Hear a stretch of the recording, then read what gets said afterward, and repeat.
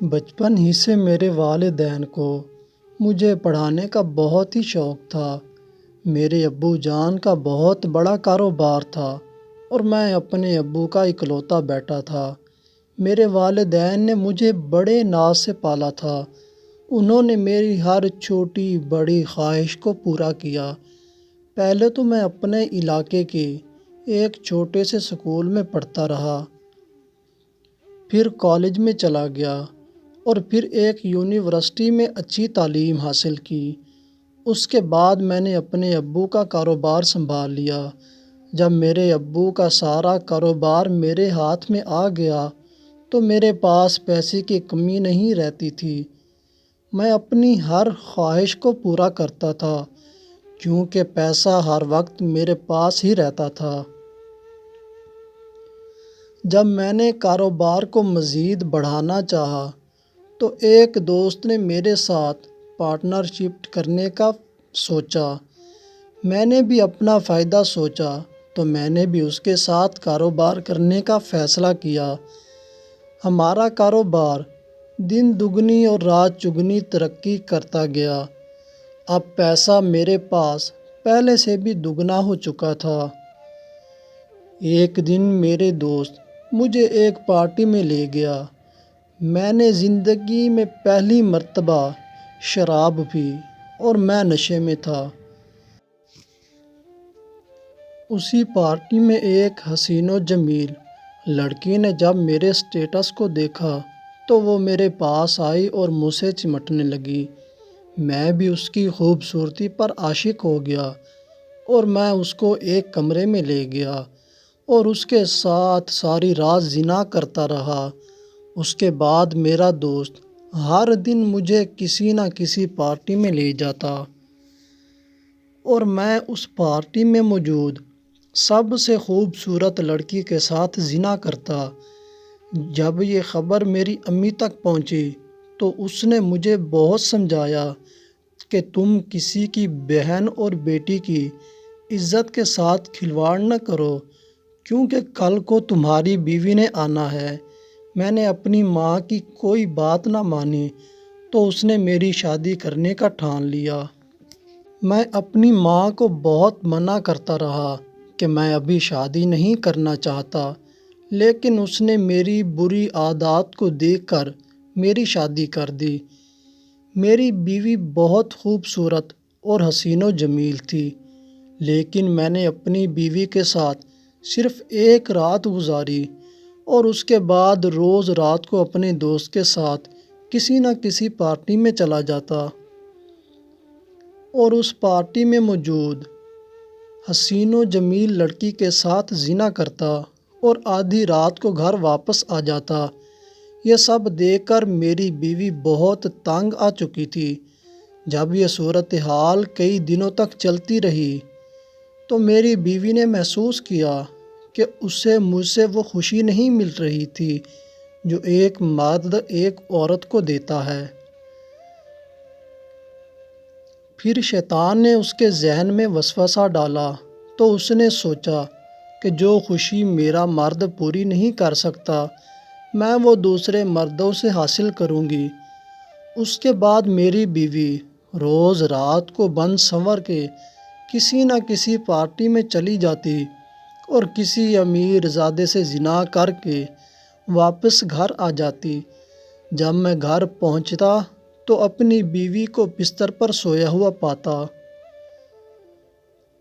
اب میں نے بیوی کے انداز میں بہت تبدیلی محسوس کی، لیکن میں شراب کے نشے میں چور ہوتا اور مجھے کسی بات کی سمجھ نہ آتی۔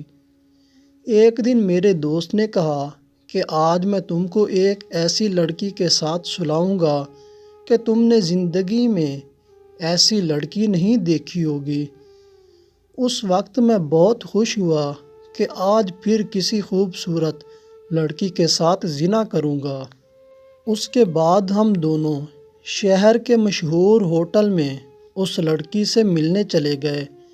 جب ہم اس ہوٹل میں پہنچے تو میرے دوست نے کہا، لڑکی اندر کمرے میں بن سنور کے بیٹھی ہے، لیکن پہلے اس کے ساتھ میں زنا کروں گا اور اس کے بعد تم کمرے میں جانا اور زنا کر لینا۔ میرا دوست کمرے کے اندر گیا اور اس لڑکی کے ساتھ 3 گھنٹے تک زنا کرنے کے بعد باہر واپس آیا۔ میں ساتھ والے کمرے میں اس کا انتظار کر رہا تھا۔ جب وہ واپس آیا تو اس نے کہا کہ جاؤ اندر، لڑکی تمہارا انتظار کر رہی ہے۔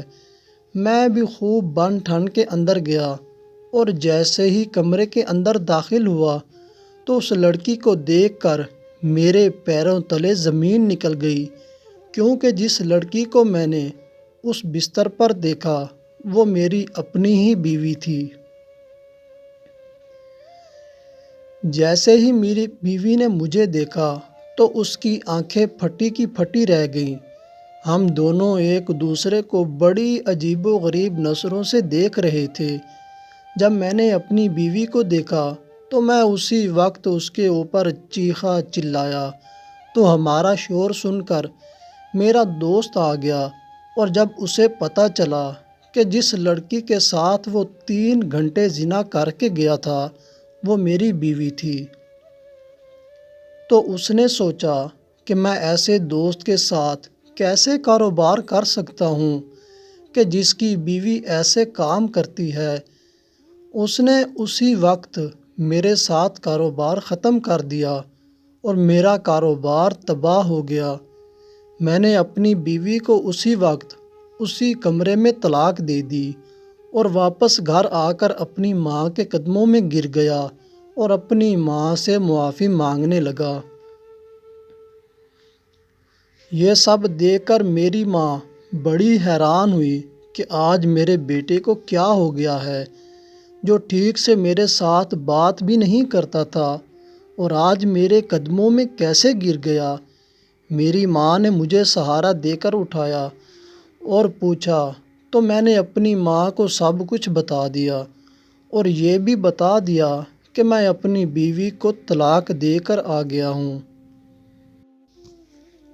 میری ماں نے یہ سنا تو بہت پریشان ہوئی اور اس نے کہا کہ بیٹا، اس میں صرف تیری بیوی کا قصور نہیں، اس کے جرم میں تو بھی حصے دار ہے۔ تم نے اپنی اتنی حسین و جمیل اور نوجوان بیوی کی وہ خواہش پوری نہیں کی اور اسے وہ خوشی نہیں دی جو ایک مرد اپنی بیوی کو دیتا ہے۔ اس لیے اس نے وہ خوشی حاصل کرنے کے لیے دوسرے مردوں کا سہارا لے لیا۔ مجھے اس وقت اپنی غلطی کا بہت احساس ہوا اور میں خود کو اندر ہی اندر سے قصوروار کہتا رہا، لیکن اب میرے پاس پچھتانے کے علاوہ اور کوئی چارہ نہیں تھا۔ بس میں اپنے دوستوں کو 2 پیغام دینا چاہتا ہوں کہ اگر تمہارے پاس دولت آ جائے تو اس کا استعمال ایسے کاموں میں کرو جن سے تمہاری عزت، تمہارا وقار بنے اور مستقبل میں تمہارے لیے شرمندگی کا باعث نہ ہو۔ اور دوسرا پیغام یہ ہے کہ جو شوہر اپنے گھر میں موجود خوبصورت بیوی ہونے کے باوجود دوسری لڑکیوں کے ساتھ زنا کرتے ہیں تو ان کی بیویاں بھی ایسے ہی کام کرتی ہیں اور ان کا انجام بھی اسی طرح ہوتا ہے۔